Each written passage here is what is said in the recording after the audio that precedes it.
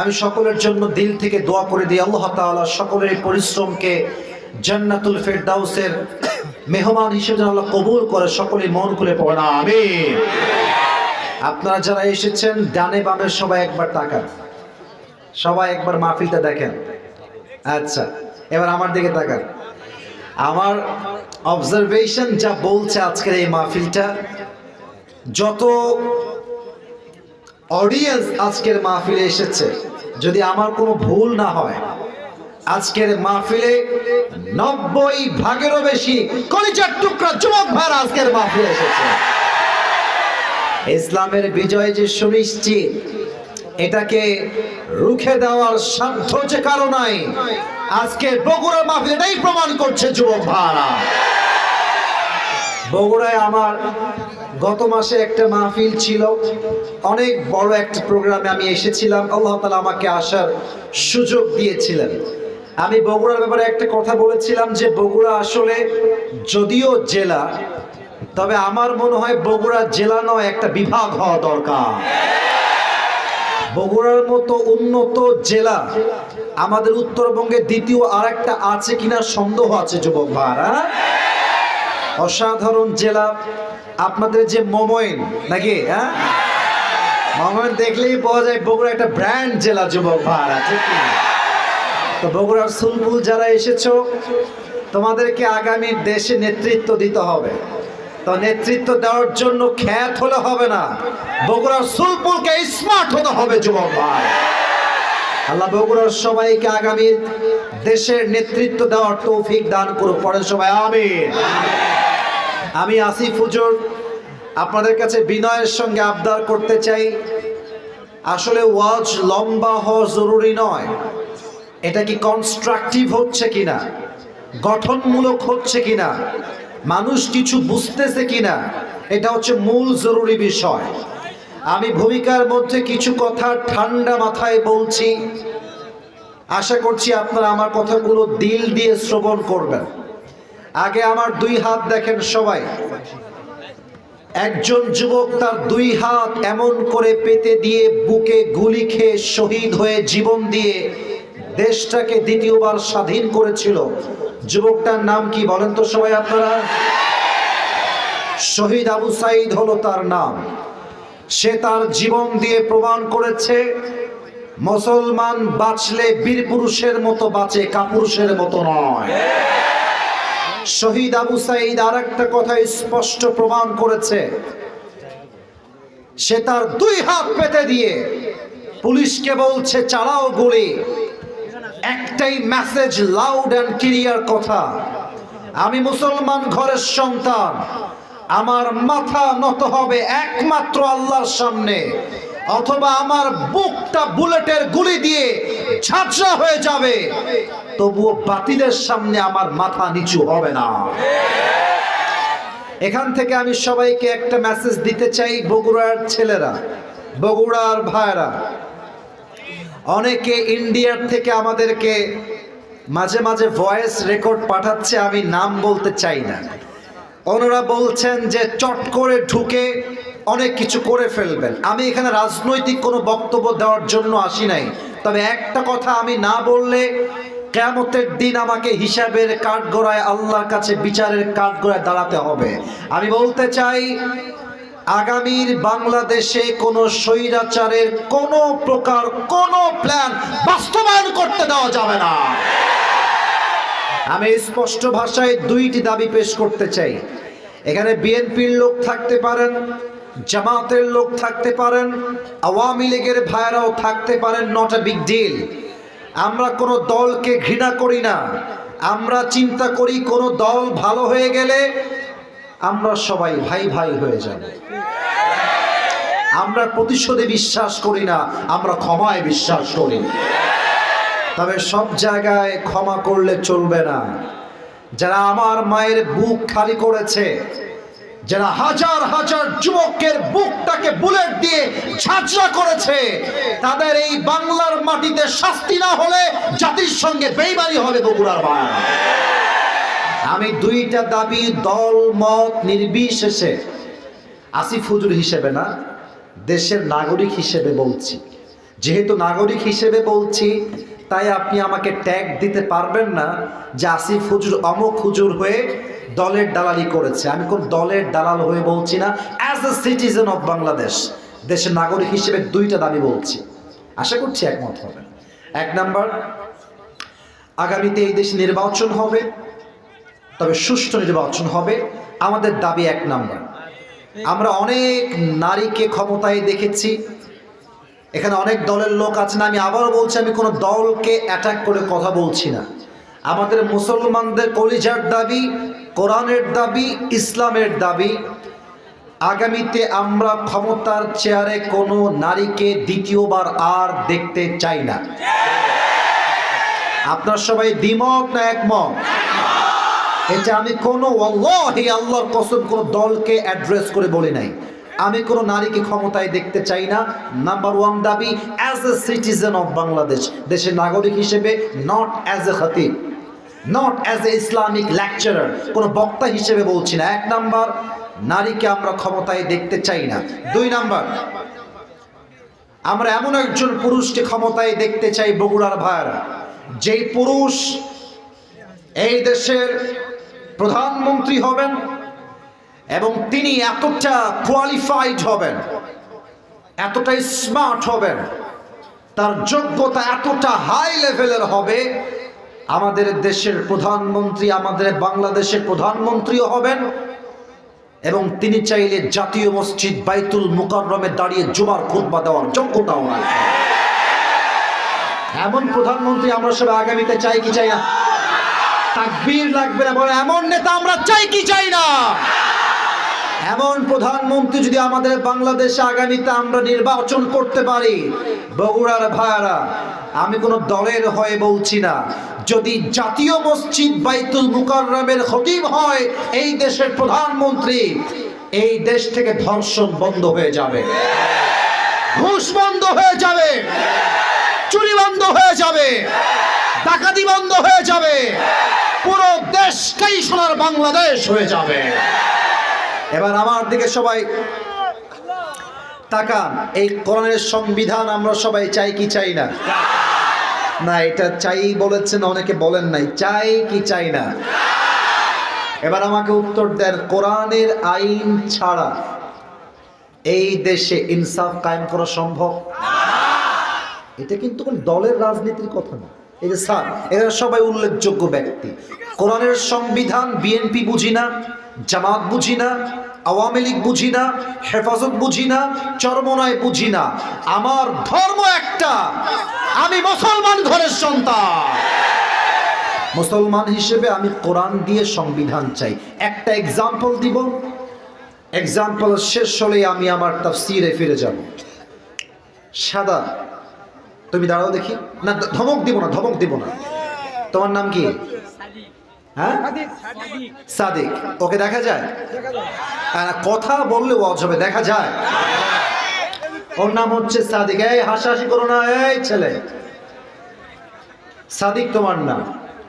সাদিকের সঙ্গে আমার একটা মারামারি হয়ে গেল আজকে। আমি খেপে গিয়ে এক রামদা দিয়ে কোপ দিয়ে ওর ডান হাত এবং ডান পা কেটে ফেললাম। আচ্ছা, ডান হাত না ডান পা কাটলাম। বগুড়ার ভাইয়ারা, কোন পা কাটলাম? কথা না বললে তো ওয়াজ হবে না। কোন পা? ডান পা কাটলাম। তো বগুড়ার সুলপুল যারা ডান দিকের খুব ডেঞ্জারাস, খুব খেপায়রা। এই যে এই পাশে গুলো ক্যামেরার জন্য আমাকে মেরে ফেলবে, দাঁড়ায় থাকো। তো ওরা আমাকে ধরে ফেলেছে, আসিফ হুজুরকে ধর ধর ধর ধর। কেন ধরবে? আসিফ হুজুর সাদিকের পা কেটে ফেলেছে। আমাকে আপনারা ধরলেন, স্যাররা আমাকে ধরে একটা মামলা দিল। এটা কিন্তু আমি হাসির জন্য মোটেও বলছি না, আমি একটা ব্যাখ্যা দিব কোরআনের সংবিধান কেন আমরা চাই। তো মামলা হয়ে গেল বগুড়ার জেলায়। 3 দিন পরে আমার ডাক আসলো, আমি চলে গেলাম জজের কাছে, কোর্টে বিচার বসলো। জজ সাহেব এসে বলছে, অর্ডার অর্ডার অর্ডার। আসিফ হুজুরের দোষ কি আপনারা বলেন? তো বলা হলো যে আসিফ হুজুর সাদিক নামের একজন যুবকের ডান পা কেটে ফেলেছে, মাহফিলে ওয়াজ করতে এসে। সাদিক, সিট ডাউন, বসো।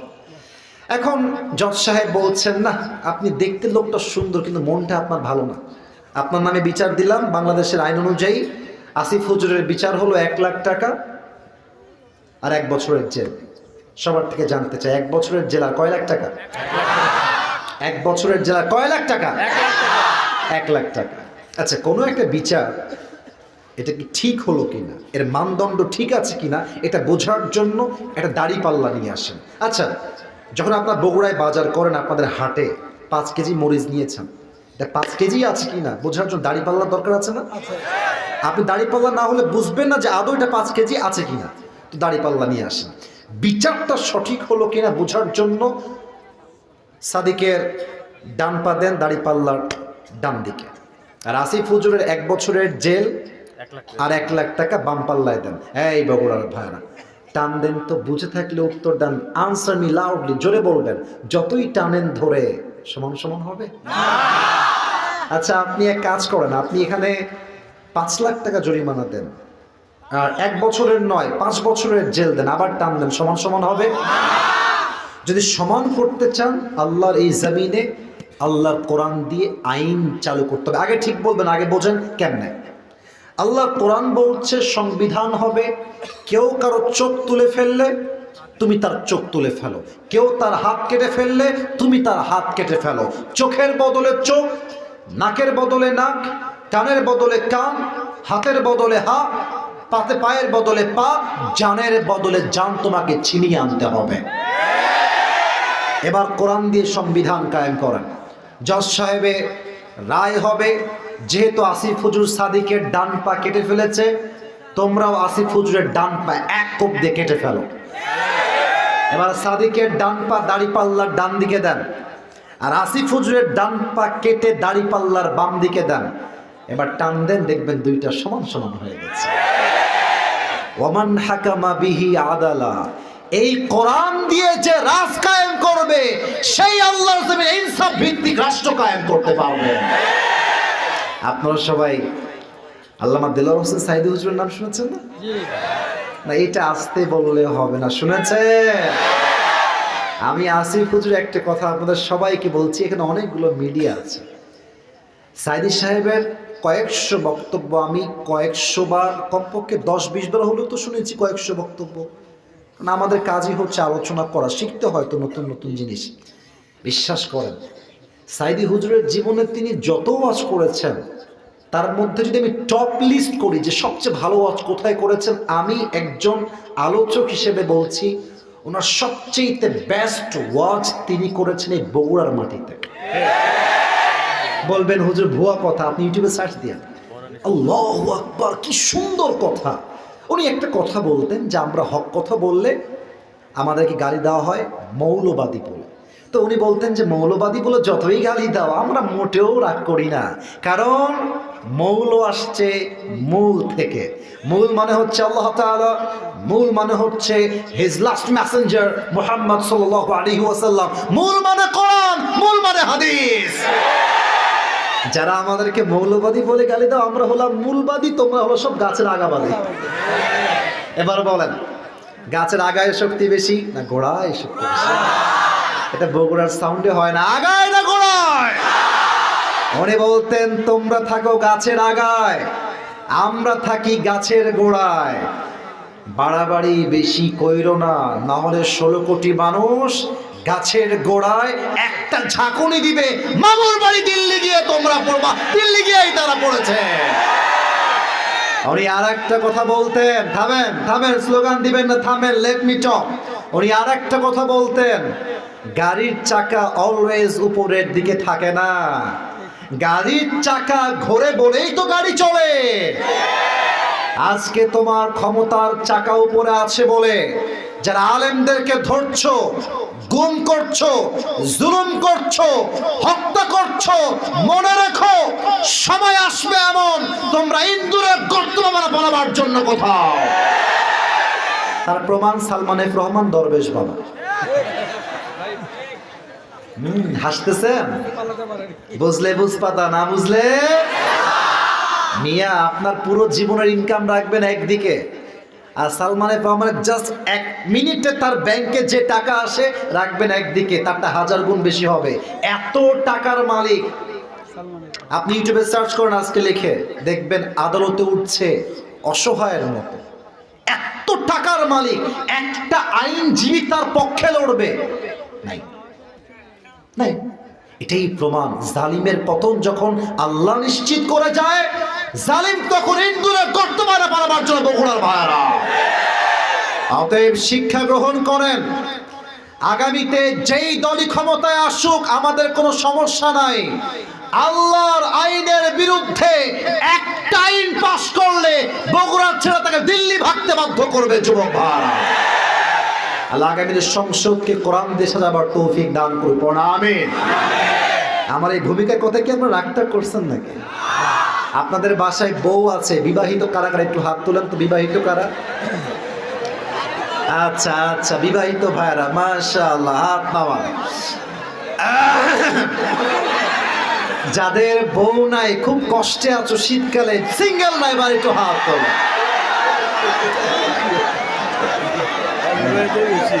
সিঙ্গেলরাই বেশি, বউ নাই আর আছে, এ আমি বিশ্বাস করি না।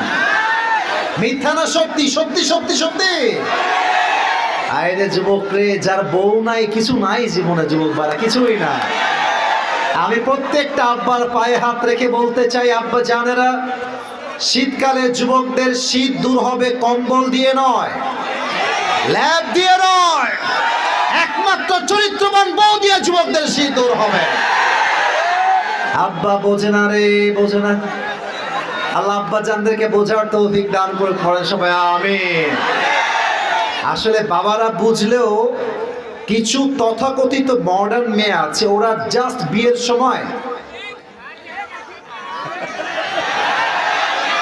মানে মেয়েদের রুচি এত খারাপ, টাকা পাইলে গাঞ্জা খোরকে এরা। আল্লাহ এমন মেয়েদেরকে হেদায়েত দান করুন, পড়েন সবাই আমিন। প্রিয় বোন, টাকা দেখে টাকলাকে বিয়ে করছেন, আমার হৃদয়ে কষ্ট লাগছে। তবে আমি আপনাকে ভাই হিসেবে বলবো, টাকা দেখে টাকলাকে বিয়ে করলে টাকা পাবেন, বাড়ি পাবেন, গাড়ি পাবেন, বাট ওয়াল্লাহি আল্লাহর কসম সুখ পাবেন না। সুখ পেতে হলে চরিত্রবান যুবককে আপনার টাকা ছাড়া বিয়ে করতে হবে। আমি বলি, শূন্য পকেটে যে আমাকে ভালোবাসবে, আমার পকেট যখন ভরবে সে আমার ভালোবাসা পাওয়ার যোগ্যতা রাখে। আর আমার পকেট ভরা অবস্থায় যে ভালোবাসবে, সে আমাকে ভালোবাসে নাই, সে আমার টাকাকে ভালোবেসেছে। আল্লাহ মেয়েদেরকে চরিত্রবান যুবকের মূল্য বোঝার তৌফিক দান করুন, আমিন। তিনটা তাকবীর দিয়ে মূল আলোচনায় ফিরে যাব। প্রথম তাকবীর দিবেন বিবাহিত ভাইরা, দ্বিতীয় তাকবীর দিবেন সিঙ্গেল ভাইরা। I would like to test everyone who is more powerful. কার গায়ে শক্তি কত বেশি আজকে দেখা যাবে বগুড়ার সুলপুলেরা, ঠিক কি না বলো? বিবাহিত ভাইরা আপনারা হেরে গেলে আমার সম্মানে আঘাত লেগে যাবে। বিবাহিত ভাইরা একটা কাশি দেন। এই নাচতে বলি না, নাচতে বলি নাই, নাচতেছে, কাশি দেওয়ার সময় নাচতেছে। আচ্ছা বিবাহিত ভাইরা, মান সম্মান বাঁচাইতে হবে আজকে। সিঙ্গেলরা চুপ থাকবা, বিবাহিতরা তাকবীর দিবে। বিবাহিত ভাইরা আমার সঙ্গে তাকবীর দেন তাল মিলিয়ে। নারে তাকবীর। হ্যাঁ হ্যাঁ, আওয়াজ মোটামুটি আছে, আশা রাখছি আমরা পাস করতে পারি। আচ্ছা সিঙ্গেলরা তোমরা কি হেরে যাবো নাকি বাবুরা? সিঙ্গেলরা একটা কাশি দাও।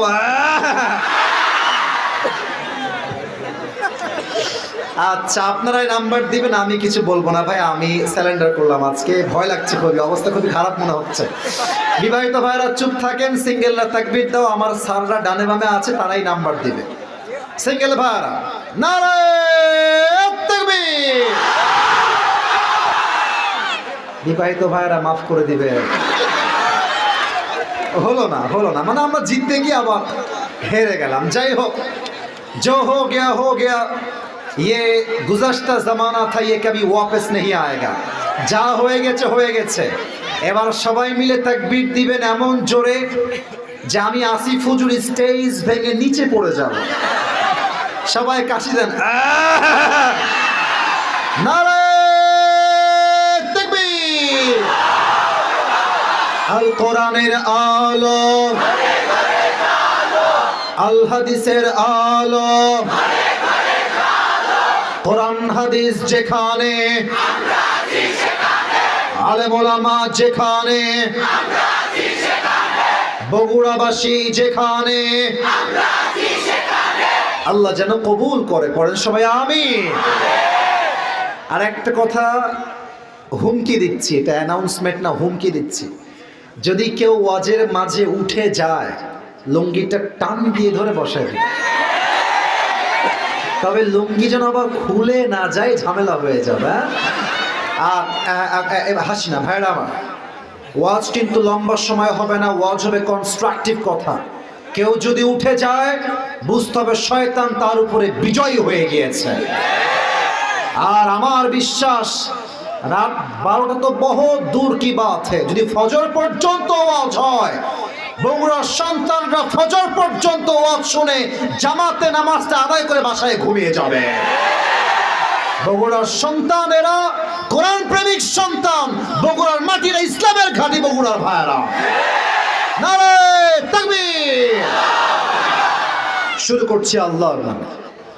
আজ আমাদের আলোচনার সেন্ট্রাল থিম বা সাবজেক্ট ম্যাটার হচ্ছে the life of hair after, পরকালের জীবন। আমার বগুড়ার ভাইয়েরা, দুনিয়ার জীবন না পরকালের জীবন? পরকালের জীবন। এবং এই আলোচনাটা এত দামি আলোচনা, আপনার জীবনকে চেঞ্জ করতে I really believe that this lecture is ইনশাআল্লাহ এনাফ ফর ইউ। এটা আপনার জন্য যথেষ্ট একটা ভূমিকা পালন করবে। তবে এখন আর ঠিক বেঠিক শুনতে চাই না, বিশাল কোনো আওয়াজ কারো থেকে চাই না, পিন পতন নীরবতা চাই, যাতে করে আমি আমার স্পিচটা to the better way deliver দিতে পারি। বলেন সবাই ইনশাআল্লাহ। আমার বগুড়ার ভাইরা, বগুড়ার কণ্ঠে আওয়াজ দিয়ে বলেন, আজ আলোচনার আমি বলি সেন্ট্রাল থিম বা সাবজেক্ট ম্যাটার, দুনিয়ার জীবন না পরকালের জীবন? পরকালের জীবন। আমি 3টা প্রশ্ন সবাইকে করতে চাই, উত্তর দিবেন দিল থেকে, যদি আপনি জেনে থাকেন তবে। 1, এখন তো মাহফিলে সবাই জীবিত এসেছি, জীবিত যে ফিরে যাবেন, do you have any guarantee about it? Do you have any guarantee about it? নাই। হতে পারে যাওয়ার সময় একটা ট্রাক অ্যাক্সিডেন্ট হবে, জীবিত যুবকটা বাসায় যাওয়ার সময় লাশ হয়ে বাসায় ফিরে যাবে। এই বিশ্বাস আছে তো? ইমানের কথা আছে তো? কুল্লু নাফসিন যায়িকাতুল মাউত, everyone has to take the test of death. এই না, যা করবা ইঙ্গিতে, ইঙ্গিতে। ভাই আমি ধমক দিতে আসি নাই, আমার ভিতরে ন্যূনতম কোনো অহংকার নেই। আমি অলওয়েজ হাসি দিয়ে কথা বলি। আমার হাসিকে আপনি আমার উইক পয়েন্ট ভাববেন না। ভালোবাসার জায়গায় ভালোবাসা, আদবের জায়গায় আদব। আধা ঘন্টা ভূমিকায় এত দামি কথা বলেছি যেটা আমার দ্বারা বলা পসিবল ছিল না পরিবেশ অনুযায়ী, তবুও বলেছি। কেন? বগুড়ার মানুষ ভালোবাসে আমাকে, আমি ভালোবাসি বগুড়ার মানুষকে। আর কোনো হট্টগোল চাই না, তোমাদের পায়ে আমার হাত। Everyone has to take the test of death. প্রতিটা মানুষকে মৃত্যুর স্বাদ গ্রহণ করাবে একজন। আওয়াজ দিয়ে বলেন সবাই, তিনি কে? আমি একটা মেসেজ সবার অন্তরে গেঁথে দিতে চাই। আমাদের ইমানটা আজকে হয়ে গিয়েছে নামের ইমান, কাজের ইমান নয়। আমরা নামে মুসলমান হতে পেরেছি, কাজে মুসলমান হতে পারি নাই, তার বাস্তব প্রমাণ দিচ্ছি। আজকে শুক্রবার, কালকে শনিবার। কালকে কি বার? এবার কথা বলো, কালকে কি বার? শনিবার সকালবেলা আপনি ঘুম থেকে উঠেছেন, উঠেই দেখছেন যে বুকের এখানে প্রচন্ড ব্যথা, এত ব্যথা যে আপনি শ্বাস নিতে পারছেন না। খুব দ্রুত বাবা মাকে নিয়ে বগুড়ার সদর হসপিটালে গিয়েছেন চেক আপ করাবার জন্য। তো ডাক্তার বলছে আসেন আপনার চেক আপ করাই, দেখে আপনার হার্টের সমস্যা কি। চেক আপ করানো হয়ে গিয়েছে। ডাক্তার বলছে আপনি বাহিরে 1 ঘন্টা বসেন, your report is coming. Report আসছে, ইউল অবজার্ভ ইউর রিপোর্ট, এবং তারপরে আমরা আপনাকে রেজাল্ট দিব যে আপনার ফিজিক্যাল কন্ডিশনটা আসলে এখন কেমন চলছে। 1 ঘন্টা পর ডাক্তার বলছে ওই রোগীকে ডেকে নিয়ে আসো, ভিতরে ডেকে নিয়ে আসো। আপনি এসেছেন, এসে বলছেন যে স্যার আমার রিপোর্টের কি অবস্থা, স্যার আমার কি হয়েছে বলুন তো। তো ডাক্তার মাথা নিচের দিকে করে আছে, কথা বলছেন। স্যার বলেন না কি হয়েছে আমার। স্যার একটু পরে মাথা উঁচু করে বলছে, ভাই উই আর সো সরি, আমরা খুবই দুঃখিত ভাই, আপনার হার্ট এতটা দুর্বল হয়ে গিয়েছে, আমাদের অবজারভেশন বলছে আপনি 7 দিনের বেশি আর বাঁচবেন না, 7 দিনে হয়তো আপনার হায়াত শেষ হয়ে যাবে। আপনি বলেন তো বগুড়ার ভাইয়েরা, যখন ডাক্তার বলছে আপনি 7 দিনের বেশি আর বাঁচবেন না, এরপর থেকে আপনার খাওয়া দাওয়া ঘুম আর থাকবে থাকবে থাকবে সব হারাম হয়ে যাবে। এবার আপনি দেখেন, ডাক্তার বলেছে 7 দিন পরে আপনি মরতে পারেন, বাট কনফিউশন আছে, আপনি চাইলে হয়তো বা আল্লাহ চাইলে জীবিতও থাকতে পারেন, বাট আল্লাহ বলছে বান্দা 7 দিন পরে না, তুই এখনই মরতে পারিস, এখনই তোর মৃত্যু হতে পারে। ডাক্তার বলল 7 দিন পরে মরতে পারেন, আপনার খাওয়া হারাম হয়ে গেল, ঘুম হারাম হয়ে গেল, আপনি দাড়ি ছেড়ে দিলেন, নামাজি হয়ে গেলেন, ইস্তেগফার পড়তে শুরু করলেন, সবার ধার শোধ করে দিলেন ডাক্তারের কথায়, আর আল্লাহ আপনাকে বলছে তোর মৃত্যু এখনই হতে পারে। এটা শুনেও আপনি নামাজি হইতে পারলেন না, সুদ ছাড়তে পারলেন না, ঘুষ ছাড়তে পারলেন না, পর্দায় আসতে পারলেন না, এটা শুনেও আপনি পর্নোগ্রাফি ছাড়তে পারলেন না, রিলেশনশিপ ব্রেকআপ করতে পারলেন না। এটাই প্রমাণ ডাক্তারের কথায় আপনার ঈমান জেগে উঠলো, আল্লাহর কথায় আপনার ভয় লাগলো না। এটাই প্রমাণ আপনি নামে মুসলমান হয়েছেন, কাজে মুসলমান হতে পারেন নাই। কথা কি ভুল বললাম না ঠিক বললাম? 2 নাম্বার প্রশ্ন উত্তর দেন।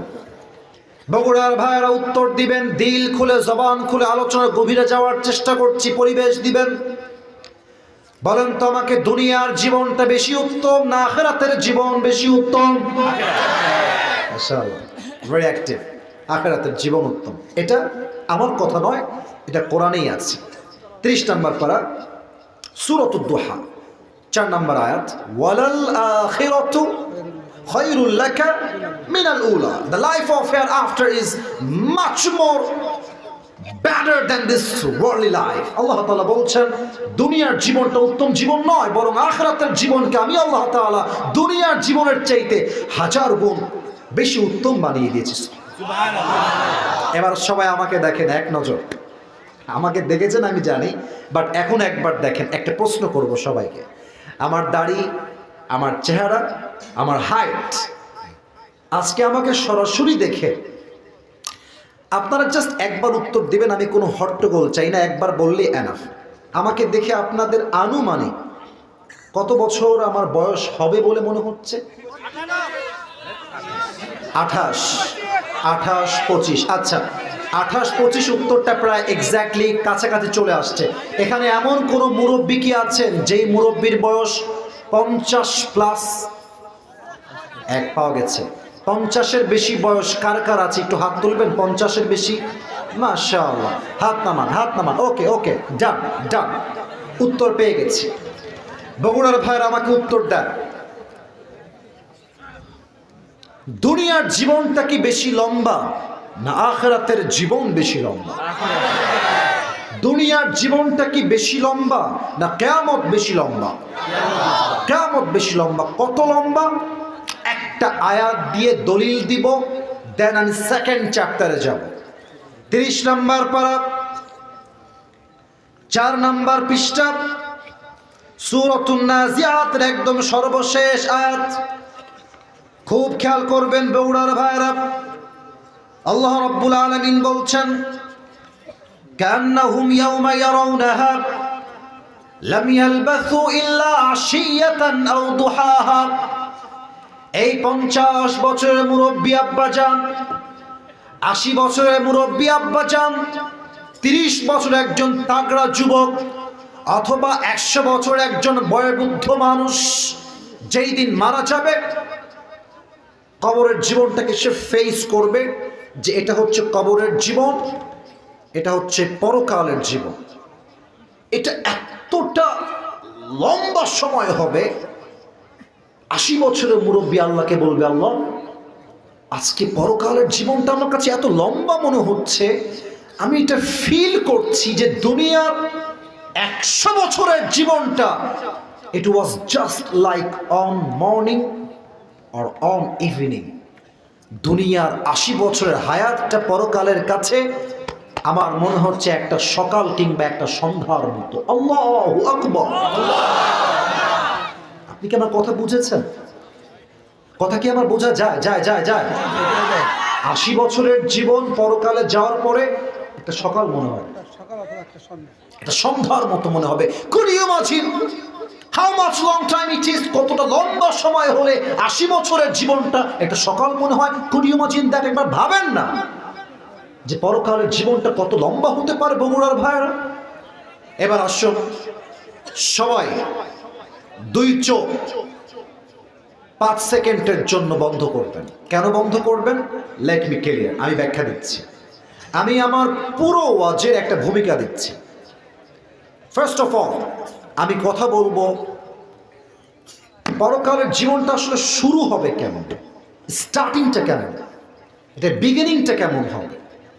মৃত্যু যখন আসবে, মৃত্যুটা আসবে কেমনে, নামাজির মৃত্যু হবে কেমনে, বেনামাজির মৃত্যু হবে কেমনে।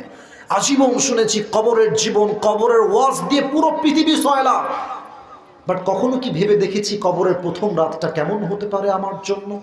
কবরের প্রথম রাতে কি হবে এটা আজকে আমরা জানব। আমরা আজীবন শুনেছি যে মৃত্যুর পরে there is a different life, there is another life, মৃত্যুর পরে আরেকটা জীবন অপেক্ষা করছে, ওখানে আমাকে আবার জীবিত হতে হবে, আমাকে রুহটা আবার ব্যাক করা হবে। আমি জীবিত হব কেমনে, আল্লাহর সামনে দাঁড়াবো কেমনে? আজীবন শুনেছি এটা কিয়ামত হবে। This is called the day of judgment. This is called the day of Qiyamah. This is called the day of accountability. হিসাব দিবস। ওই দিন আমার হিসাব হবে কেমনে, কেমনে আমার আমলনামা ওজন হবে আল্লাহর সামনে, এটা আমরা জানবো। And finally আমরা জানবো হিসাবের পরে মানুষের মাঝে দুইটা দল হবে। Number 1, the people of paradise, জান্নাতি। Number 2, the people of hellfire, জাহান্নামী। মানুষ জান্নাতে যাবে কেন, মানুষ জাহান্নামে কেন যাবে, কোরআন থেকে হাদিস থেকে in details we will try our best to talk about on this matter. বলেন সবাই ইনশাআল্লাহ। না এটা বগুড়ার ইনশাআল্লাহ হইল না, বলেন আরেকবার ইনশাআল্লাহ। আরে यार और भी जोर से বলো সবাই ইনশাআল্লাহ। এবার চোখটা বন্ধ করেন সবাই 5 সেকেন্ডের জন্য। আমি গুনছি, আপনারা গোনা শেষ হলে চোখ খুলবেন। আমিও আমার চোখ বন্ধ করলাম, কেউ বেইমানি না করে চোখটা বন্ধ করে একবার আখিরাতকে স্মরণ করেন, একবার নিজের মৃত্যুর কথা ভাবেন, একবার কবরের কথা চিন্তা করেন এই 5টা সেকেন্ডের ভেতরে। 1 2 3 4 5। কলিজার বগুড়ার ভাইরা প্লিজ ওপেন ইউর আইস, চোখ খোলেন। আমি আপনাদের সবাইকে পরকালের জগতের একটা অনুভূতির জগতে নিয়ে যেতে চাই। অনুভূতির জগৎ, কল্পনার জগৎ। এখন আমরা বসে আছি বগুড়ার ঠিক হাইওয়ে রোড থেকে নেমে এসে এজুলিয়া, শিকারপুর, পূর্বপাড়া, নাকি? আমরা ছোট্ট একটা মাঠে অনেক লোকের গ্যাদারিং নিয়ে বসে আছি। কাল সকাল যখন হয়ে যাবে, স্কুলের ছাত্র স্কুলে যাবে, কলেজের ছাত্র কলেজে যাবে, ব্যবসায়ী যাবে তার দোকানের দিকে, চাকরি যে করবে সে যাবে তার কোম্পানির দিকে। Everyone will go to their own activities, own workplace. যে যার জায়গায় ছুটে যাবে। এবার আমাকে উত্তর দেন, বগুড়ায় যে হাইওয়ে রোডটা আছে, এদিক দিয়ে আমরা মনে করেন গেলাম রাজশাহী, ওদিকে মমইন, যে হাইওয়ে রোডগুলো আছে, এই হাইওয়ে রোডের ভিতরে যে বাসগুলো চলে, কিছু নাম বলা ট্রাই করি। হানিফ, দেশ ট্রাভেলস, ন্যাশনাল, গ্রামীণ, গ্রিন লাইন, নাবিলা, কত নাম, নামের কোনো শেষ নাই। ঢাকার কোচ যেগুলো যায় হাইওয়ে রোডে, বিশ্ব রোডে, বগুড়ার ভাইরা আমাকে উত্তর দিবেন খুব চিন্তা করে ভেবে চিনতে। হানিফ বাস যখন বিশ্ব রোডে চলে, এটা কি আস্তে যায় না জোরে যায়? কিন্তু একটা কথা এখন অপ্রাসঙ্গিক বলবো, যেটা প্রাসঙ্গিক নয়, তবে বলবো শুধুমাত্র যুবকদের ভালোবাসায়। তুমি দেখবা আমাদের যাদের বাইক আছে, যারা আমরা বাইক চালাই, বিশ্ব রোডে বাসের ড্রাইভার, ট্রাকের ড্রাইভার, বাইকের চালককে মানুষই মনে করে না। যাদের বাইক আছে তারা অবশ্যই বুঝবা। দেখো, তুমি যাচ্ছ রাস্তার বাম দিক দিয়ে, ঠাস করে দেখবা একটা হানিফ তোমাকে এমন চাপ দিবে, তুমি রাস্তার বাম দিকে উল্টায় পড়বা। আবার কি বলে, বস বামে প্লাস্টিক। মানে আমরা মানুষ না, না হাসবেন না, ওরা আমাদেরকে অমানুষ মনে করে। আমি একটা কথা বলে দিয়ে যাই, আগামীতে কবে আসবো জানি না, যদি কোনো বাসের ড্রাইভার তোমাকে রাস্তায় বাম দিকে চাপায় দেয়, বগুড়ার ছেলে তুমি, কাউকে ছাড় দিয়ে কথা বললে ছাড় দেওয়া যাবে না। বাইকটা ঘোরাবা, ঘোরায় ওকে সামনে গিয়ে ঘুরবা। বাইক ওর গাড়ির সামনে রাখবা, তুই থামবি না মানে তোর বাপ থামবে, বগুড়ার ছেলে আমি। গাড়ি রাখবা, ওকে নামাবা, ওকে ইচ্ছা মতো পিটাবা, যাও এটা জায়েজ, আমি ফতোয়া দিলাম, পিটাবা। কারণ মাঝে মাঝে যেমন কুকুর তেমন মুগুরটাতে সোজা হয় না বগুড়ার ভাইরা আমার। অভদ্র কুলাঙ্গার কোথাকার, এদের জন্য হাজার হাজার যুবকের তাজা প্রাণ রাস্তায় ঝরে যায়। যুবক ভাই আছে কিনা বলো? আমার ডান হাত দেখা যায়, আমার সোফার এটা হচ্ছে ডান হাত। জাস্ট বোঝাচ্ছি, বোঝেন, ও আজ ঢুকছি কিন্তু গভীরে যাচ্ছি। এটা হচ্ছে আমার বগুড়ার এডুলিয়ার আমার রাস্তা, শিকারপুর পূর্বপাড়া। আর এই যে টেবিলটা আছে, এটা হচ্ছে বগুড়া হাইওয়ে রোড, বিশ্ব রোড। তো আমি আমার বাইক নিয়ে যাব বগুড়ার মেইন শহরে। আমি আমার গলির থেকে জাস্ট বিশ্ব রোডে উঠেছি, বাইকটা এখনো ডানও যায় নাই বামেও যায় নাই, সোজা আছে। আমি হঠাৎ করে ডান দিক থেকে বিশাল বড় একটা হানিফ বাস এসে আমার বাইকে এমন জোরে ধাক্কা দিয়েছে, এক ধাক্কায় আমি 40 হাত দূরে গিয়ে পড়েছি। আর কেমনে পড়েছি, আমার কপাল দেখেন, ফরহেড, কপালের দিকে খেয়াল করেন, কপালটা এমনি সোজা গিয়ে রাস্তার যে ঢালাও করা পিচ আছে, ঠাস করে একটা আঘাতে পুরো কপালটা ফেটে মাথা দিয়ে রক্ত বের হচ্ছে গলগল গলগল করে। আর বগুড়ার সব দৌড় দিয়ে এসে বলছে, আরে অ্যাম্বুলেন্স কল দাও, ওরা ধরো, কেউ উঠাও থাকে, সিরিয়াস। খুব দ্রুত অ্যাম্বুলেন্স চলে আসছে, কোনো মতে আপনাকে ধরে অ্যাম্বুলেন্সে তুলে দিয়েছে।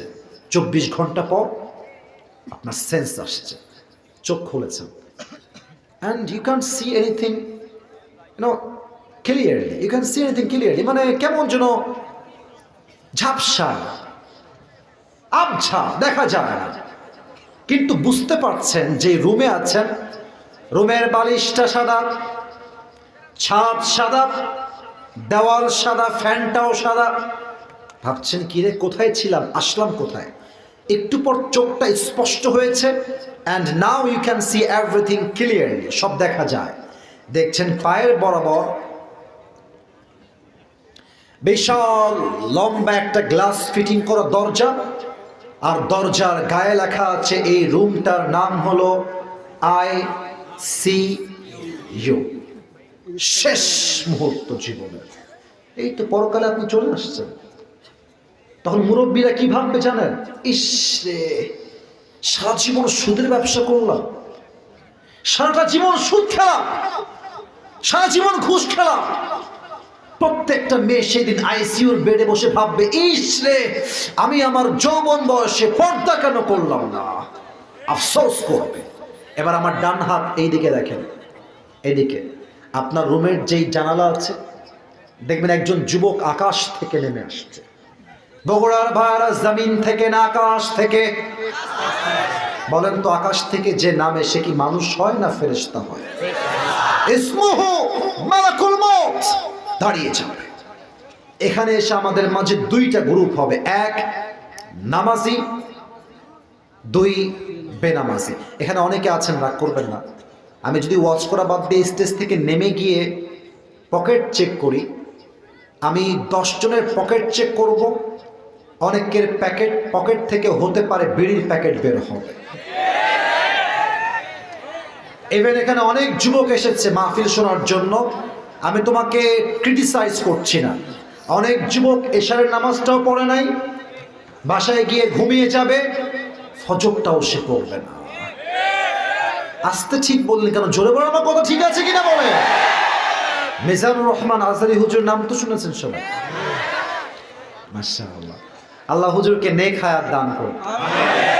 না, ওনার কথা বলেছি ওয়াজ মাহফিলের টপিক চেঞ্জ করার জন্য নয়, এটা রিলেটেড। ওনার একজন নানা ছিল, তোমরা অনেকেই চিনবা, নানা শ্বশুর, নাম হচ্ছে গোলাম সারোয়ার সাইদি হুজুর। চেনো না তোমরা সবাই যুবক ভাইরা? চেহারা অনেক সুন্দর, বয়স্ক মানুষ। উনি একটা কথা বলতেন, ইসরে নামাজ নিয়ে বলতেন যে, মানে এটা আমার কলিজায় কয়েকবার আঘাত লেগেছে। উনি বলতেন, এই যুবক, নামাজ নাই যা, ইমান নাই তা। নামাজ নাই যা, মুসলমান হিসেবে পরিচয় দেওয়ার কোন যোগ্যতা নাই। বগুড়ার ভাড়া আমার নামাজি বান্দার সামনে মালাকুল মউত আসবে, গায়ের রং হবে ফর্সা। আমি যেই জুব্বাটা পরে আছি কিছুটা ছাই কালার টাইপের, ঝাপসা টাইপের, কিন্তু মালাকুল মউতের জুব্বা এমন হবে না, তার পুরো জুব্বাটাই হবে সাদা। তার মুখে থাকবে লম্বা চাপদাড়ি, চেহারা হবে নূরের মতো আলোকিত চেহারা। নামাজি বান্দা তাকায় থাকবে এত সুন্দর চেহারা দেখে। মালাকুল মউত তার দিকে তাকিয়ে বলবে কি, ইয়া আইয়াতুহান নাফসুল মুতমাইন্না উখরুজি ইলা মাগফিরাতিল্লাহি ওয়া রিজওয়ান। এই নামাজি বান্দা, আসো। কোথায় যাব? মালাকুল মউত বলবে, ইলা মাগফিরাতিল্লাহি ওয়া রিজওয়ানি। আসো, আর কত, আল্লাহর জান্নাত তোমার অপেক্ষায় আছে। আরে আসো মিয়া, সুবহানাল্লাহ। আর একটা হাদিস বলবো, আমার হাতে এটা কি? কথা না কইলে কেমনে হয়? কি এটা? একবার দেখেন তো, টিস্যুটা কি গোল না চারকোনা? Right answer. আল্লাহর হাবিব বলেছেন, নামাজি বান্দার রূহকে কবজ করবার জন্য আল্লাহ তাআলা জান্নাত থেকে একটা লাল রেশমি রুমালের চাদর মালাকুল মউতকে দিয়ে নামাজি বান্দার রূহ কবজ করবার জন্য জান্নাত থেকে একটা লাল রেশমি রুমালের কাপড় দুনিয়াতে গিফট হিসেবে পাঠিয়ে দেবে। এবার আমার ডান হাত দেখেন, মালাকুল মউত রূহটাকে নিবে আদবের সাথে, বিনয়ের সাথে, খুব বিস্তার কষ্ট হবে না। রূহটাকে নিয়ে, আচ্ছা একটু উপরে নেই, এটাকে এখানে রাখবে। হাদিসে আসছে, কাফাম মিন আকফানিল জান্নাহ ওয়া হানুত মিন হানুতিল জান্নাহ। রূহটাকে সুন্দর করে নিবে সম্মানের সাথে, ইল্লিয়িন, তথা আপনার রূহটাকে নিয়ে জান্নাতের ঠিকানায় মালাকুল মউত পৌঁছে দেবে। সুবহানাল্লাহ, এত আস্তে আশা করি নাই। এটা নামাজি বান্দা, এটা বেনামাজি বান্দার মৃত্যু নয়। বেনামাজির মৃত্যু বড্ড ভয়ঙ্কর হবে। মালাকুল মউত তার সামনে আসবে, তার গায়ের রং হবে নীল, চোখ হবে লাল টকটকে, পা থাকবে জমিনে, মাথা থাকবে আকাশ বরাবর বিশাল, তার গায়ের পোশাক হবে কালো কুচ্ছিত পোশাক। এত ভয়ঙ্কর চেহারা দেখে বেনামাজির রূহটা থর থর থর থর থর থর করে কাঁপবে। মালাকুল মউত ডাক দিয়ে বলবে, ইয়া আইয়াতুহান নাফসুল খাবিসা উখরুজি ইলা গাযাবিল্লাহ। এই বেনামাজি, বের হ, বের হয়ে আয়, আল্লাহর জাহান্নাম তোর অপেক্ষায় আছে। রূহটা বের হবে, ডান দিকে দৌড় দিবে, বাম দিকে দৌড় দিবে, পেছনের দিকে দৌড়ে পালিয়ে যাবে। মালাকুল মউত, আমার বাম হাত দেখেন বগুড়া ভাড়া, সবাই বাম হাত দেখেন। মালাকুল মউত তার পেছনে বাম হাত নিবে, একটা থাবা দিবে বেনামাজি রূহের দিকে। রূহ যখন তার থেকে ছিঁড়ে বের করবে, হাদিসে আসছে, এটা জীবিত ছাগলকে যাবেহ না করে তার চামড়া কেউ যদি ব্লেড দিয়ে এমনি ছিঁড়ে ফেলে, ওই ছাগলটার যে পরিমাণ কষ্ট হয় তার চাইতে কমসে কম 70 গুণ বেশি কষ্ট দিয়ে বেনামাজি বান্দার রূহকে কবজ করা হবে। বলেন সবাই নাউজুবিল্লাহ। ও আল্লাহ, তোমার কাছে আমি দিল থেকে দোয়া করি, বগুড়ার সন্তান সহ আমাকে তুমি এই মৃত্যুর আযাব থেকে বাঁচাই দিও। বলেন সবাই আমিন। এবার একটা প্রশ্ন করব সবাইকে, রূহ বের হয়ে যাবে, কবরের জীবনটা শুরু হবে। একটা প্রশ্ন করব, উত্তর প্রায় 95 ভাগেরও বেশি মানুষ হয়তো ভুল দিবেন। So please think before you answer of my question. একটু ভেবে উত্তর দেন। বলেন তো, কবরে মোট প্রশ্ন হবে কয়টা? 4টা। একজন বলেছে, আমার দিকে তাকান, ভয় নাই, ভয় নাই। কবরে মোট প্রশ্ন হবে কয়টা? আর একবার, মোট প্রশ্ন কয়টা? আমি প্রশ্ন করছি, উত্তর দেন দিল থেকে, জবান থেকে। প্রথম প্রশ্ন, মার রব্বুক, আমাদের সকলের রব একজন, তিনি কে? আল্লাহ। আর একবার দিল থেকে আওয়াজ দিয়ে, আমাদের সকলের রব কে? আল্লাহ আমার রব, আল্লাহ আমার রব, দমে দমে তনু মনে তারি অনুভব। ঠিক কিনা বলে? তোমার দুনিয়াতে আমি যেদিকে তাকাই, অথই নিয়ামতে ডুবে আছি সবাই। পাখ পাখালির কণ্ঠে শুনি তাসবিহ কল রব, তাসবিহ কল রব। আল্লাহ আমার রব, এই রবই আমার সব। রবকে। দুই নাম্বার প্রশ্ন, ওয়ামান নাবিয়্যুকা তারিফু হাযার রাজুল, তুমি কি চেনো এই ব্যক্তি তোমার কে হয়? যার মুখে দাঁড়িয়ে আছে সে বলবে হাযা নাবিয়্যুনা মুহাম্মাদুর রাসূলুল্লাহ সাল্লাল্লাহু আলাইহি ওয়াসাল্লাম। তবে আমাকে দাড়ি রেখে, আপনারাই বলেন, আমার দিকে একবার তাকান সবাই, দাড়ি রেখে আমাকে আনস্মার্ট লাগতেছে? মাশাআল্লাহ। পরে আগে বলেন, আনস্মার্ট লাগতেছে? কিছু মেয়ে আছে দেখবেন দাড়ি রাখলে এদের গায়ে একটু চুলকায়।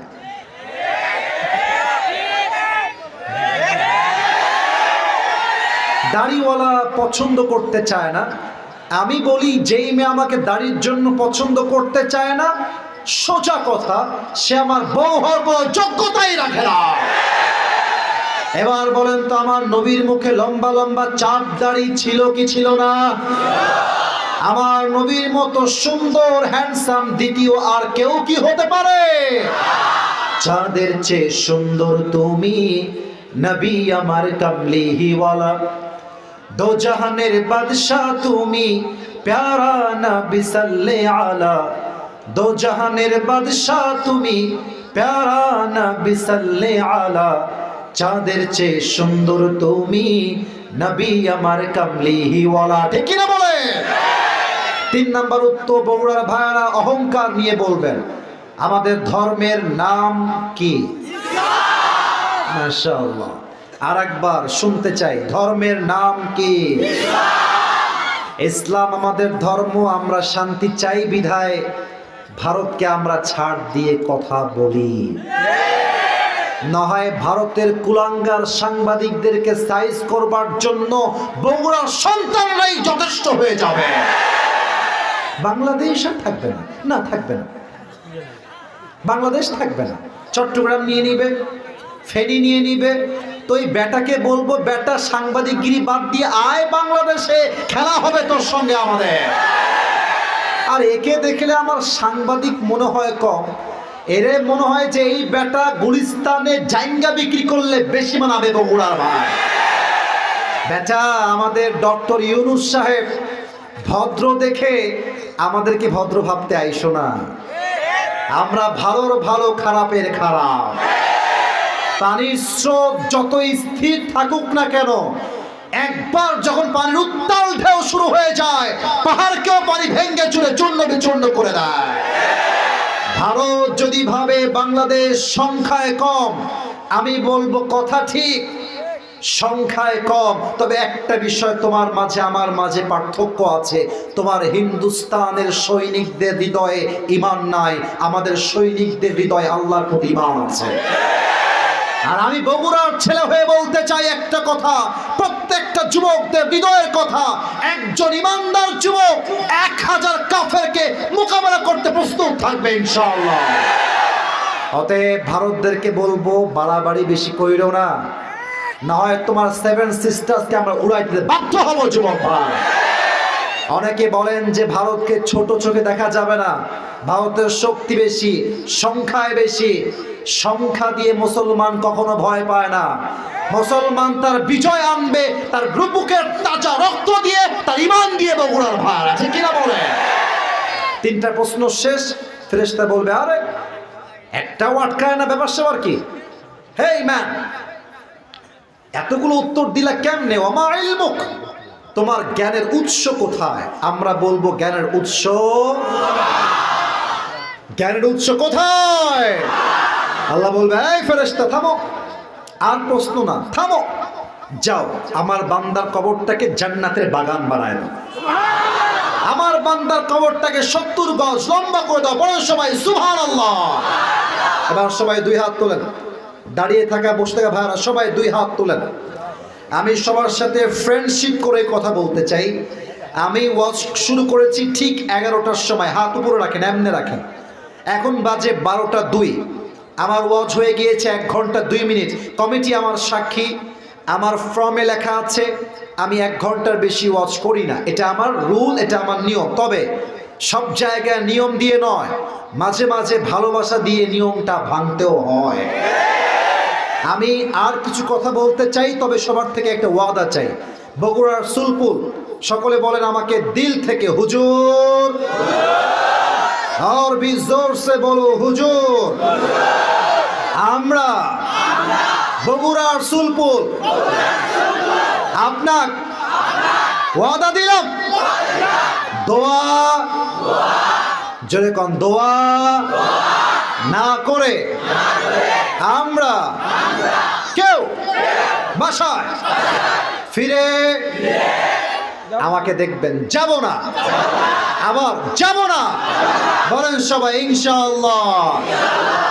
আমার বাবা মা দীর্ঘ লম্বা সময় রাজশাহীতে থাকে, তারা তো রাজশাহীর একটা ভাষায় মজার গালি আছে, মামুর বেটা।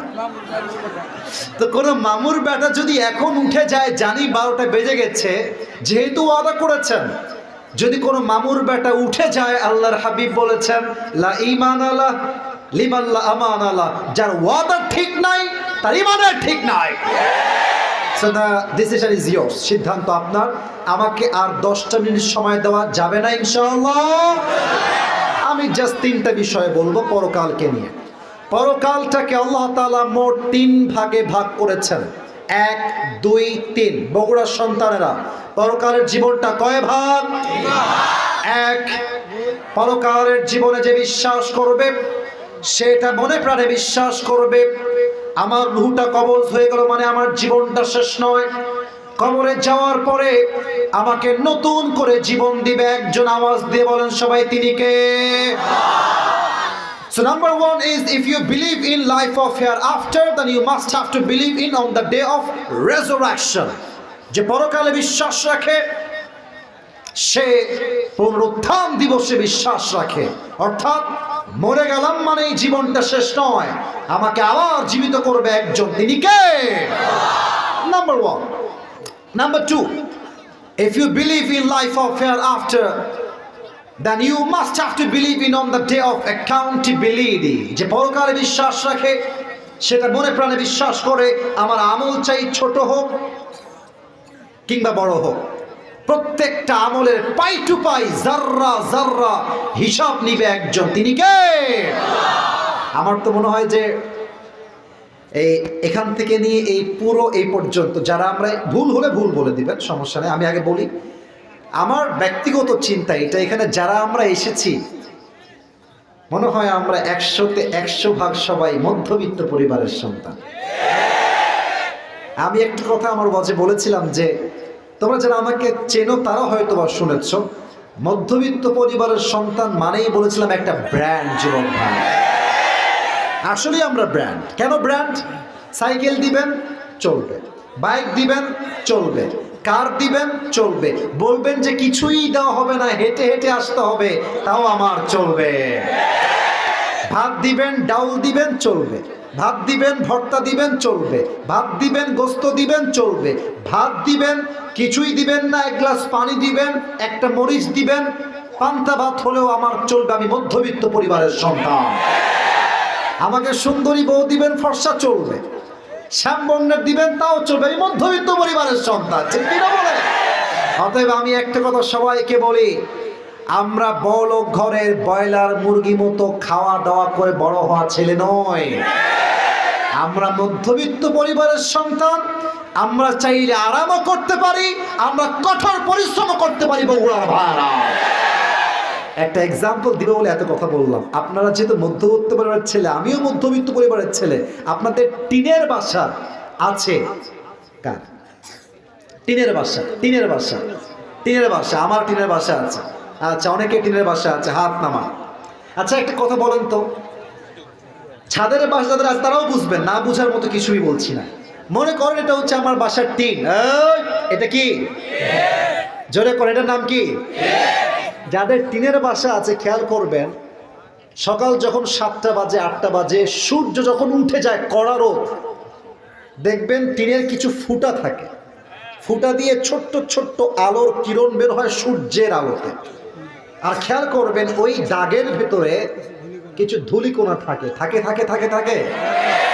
আচ্ছা এখন আপনি ভাববেন যে শালা তোকে আজকে ধরেই ছাড়, শালাকে বগুড়ার মজা করে বললাম আর কি, তো আজকে ধরেই ফেলেছি। হাত খুলবেন দেখবেন নাই, আছে আছে আছে। এটাই হচ্ছে আরবিতে জাররা, ছোট্ট শস্যের দানা পরিমাণ ভালো আমল ওজন হবে, শস্যের দানা পরিমাণ খারাপ আমল এটাও ওজন দিবে একজন, তিনি কে? তবে একটা প্রশ্ন করব, কাউকে বাধাবার জন্য নয়, বোঝাবার জন্য। জান্নাতে যাওয়ার জন্য আমল নামা 100তে কত হলে জান্নাত পাওয়া যাবে? 51 যে তুমি হাত তুলে দেখে আবার 51, 51। আগে ক্লিয়ার হন, জান্নাতে যাওয়ার জন্য আমল লাগবে 100তে 51। বলেন সবাই 51। এবার আমার 2 হাত দেখেন, আমি আয়াতটা অভিনয় করি, একটু অভিনয় করব এখন। অভিনয়টা সবাই দেখবেন, এই অভিনয়টা জায়েজ অভিনয়। আল্লাহ বলবে, এই ফেরেশতা আসিফ হুজুরের আমল নামা ওজন দাও। এবার দেখেন আমার ডান আমল বাম আমল, আল্লাহ বলবে ওজন দাও। খেয়াল করবেন, এটা প্র্যাকটিক্যালি বোঝাচ্ছি। তো 2 হাত খেয়াল করেন, এটা ডান আমল, এটা বাম আমল। তো দেখবে যে ডান আমলটা বাম আমলের চাইতে কিঞ্চিত পরিমাণ, it's a very little bit, it's a জাররা অ্যামাউন্ট, খুবই সামান্য, একটু ডান আমলটা হালকা উঠে গেছে, এতটুকু। আল্লাহ বলবে আর ওজন দিস না, যা আমার বান্দাকে জান্নাত দিয়ে দে। এটা আমি বানাই বলি নাই। ফাম্মা মান থাকুলাত মাওয়াজিনু ফাহুয়া ফি ঈশাতির রাদিয়া, বান্দার আমলনামা একটু ভারী হয়ে যাবে, আল্লাহ বলবে আমার বান্দাকে জান্নাত দিয়ে দাও। সুবহানাল্লাহ। আপনারা পাকিস্তানের একজন টপ ফেমাস স্কলার, তার নাম হলো মাওলানা তারিক জামিল, নাম শুনেছেন কেউ কেউ? আপনারা ইউটিউবে দেখেন নাই এমন কেউ নাই এখানে, দেখেছেন হয়তো, নাম অনেকে জানেন না। দেখবেন সাদা পায়জামা পরে, সাদা পাগড়ি পরে, পাকিস্তানে বাসা, অলওয়েজ মাথায় একটা সাদা পাগড়ি থাকে। সেই দিন আমি কিয়ামত নিয়ে একটা ওয়াজ তার মুখ থেকে শুনছিলাম, আমার কলিজায় ভেদ করে প্রত্যেকটা কথা আঘাত করেছে। উনি একটা ছোট্ট হাদিস বললেন যেটা আমার কলিজায় গিয়ে লেগেছে। উনি উর্দু ভাষায় কথা বলেন, উনি ওনার ভাষায় বললেন যে কিয়ামতের দিনে একজন যুবকের আমল নামা আল্লাহ বলবে, ওই যুবকের আমল নামা ওজন দেওয়া হবে। তো আল্লাহ দেখবে যে যুবকের আমল নামাটা ডান এবং বাম ইটস ইকুয়াল, দোনো বরাবর হ্যাঁ, দুইটা সমান। এবার যদি বুঝে থাকেন ওয়াজ উত্তর দেন, 50-50। জান্নাতে যাওয়ার জন্য তার মাত্র আমল লাগে আর কয়টা? রাইট আনসার বলুন সবাই, কয়টা? যুবক বলবে अरे टेंशन की कोई बात नहीं है, मेरी बाप यहाँ पर है, मैं अपने बाप से कहूँगा कि मुझे एक अमल चाहिए, मेरी बाप मुझे बहुत मोहब्बत करता है, मुझे एक अमल ज़रूर देगा। टेंशन नहीं, बाप तो আছে। কারো মুখে যেন আমি হাসি দেখতে না পাই, এটা কোনোভাবেই হাসির ওয়াজ নয়। You have to be serious, you have to think about it। ভাবেন একবার। যুবক বলবে আব্বার কাছে কি, আব্বা मैं तुम्हारा बेटा हूँ, अब्बा मुझे बस एक अमल की ज़रूरत है, एक अमल दे दो मुझे, अगर तुम मुझे एक अमल दे दोगे तो मैं आज जन्नती हो जाऊंगा। अब्बा একটা আমল হলেই তোমার ছেলে জান্নাতি। तो अब्बा बोलबे कौन हो तुम, किसके बेटे हो तुम, मैं तुम्हारा बाप नहीं हूँ, कहाँ से आए हो, निकल जाओ यहाँ से, कौन है तुम्हारी बाप, मेरी तो बीवी नहीं था, लड़का कहाँ से आएगा, अरे बेर हो, কিসের একটা আমল, কে বাপ, আমি কারো বাপ নই, বের হয়ে যাও। আব্বা আমি তোমার ছেলে, যাকে তুমি পালন করার জন্য, যার একটা R15 এর শখ পূরণ করবার জন্য তুমি জমি বিক্রি করে দিয়েছিলে, আমি তোমার সেই ছেলে। একটা আমল দিবা না আব্বা? আবার বলছে আব্বা কে বের হও, রাগান্বিত হয়ে যাবে, বের হও।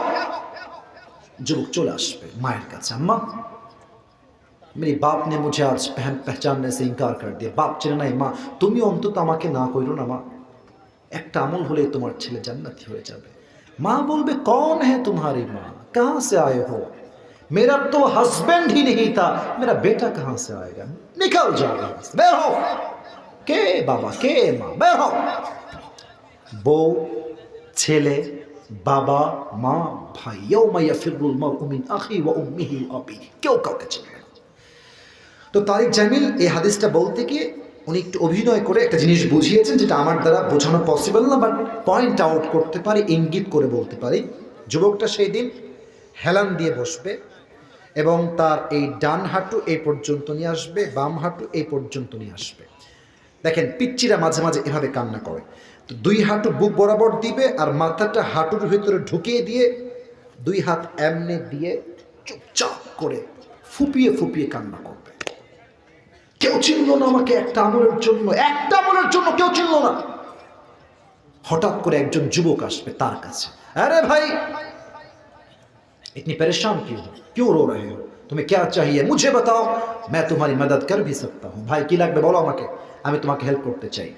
চোখ তুলবে আমরা, भाई चल तो आज किसी ने नहीं पहचाना मुझे, आप कौन होते हैं मददगार मेरे लिए।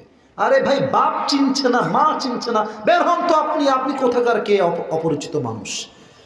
মাথা নিচু করে ফেলবে। আরে ভাই বলেন না কি লাগবে, আমি আপনার সাহায্য হয়তো করতেও পারি, বলেন কি লাগবে।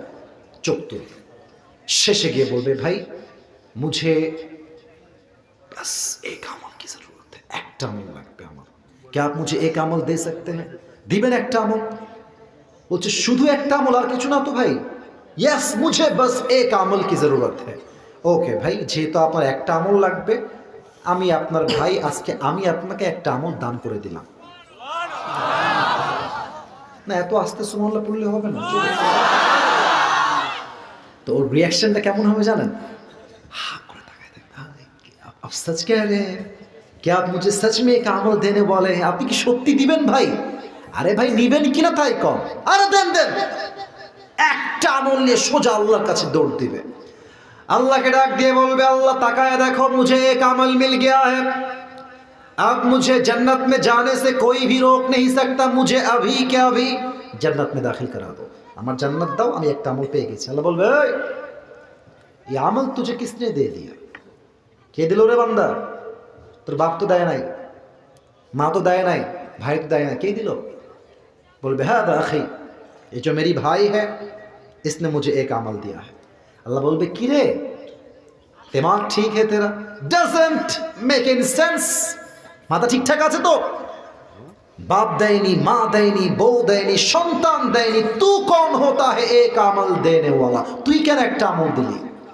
যুবকটা মাথা উঁচু করবে, अल्लाह के डाक दिए बोल अल्लाह मैं क्या बताऊं, मेरे पास अमल तो बस एक ही अमल है, एक ही আছে, अगर ये है तो भी मैं जहन्नम में जाऊंगा, नहीं है तो भी मैं जहन्नम में जाऊंगा। अल्लाह আছে ही मात्र एकটাও থাকলেও আমি জাহান্নামী, ও না থাকলেও আমি জাহান্নামী। तो मैंने सोचा कि अगर मैं एक अमल अपनी भाई को दे दूं तो वो जन्नत में चला जाएगा, तो मैंने मेहरबानी करके एक अमल मेरी भाई को दे दिया।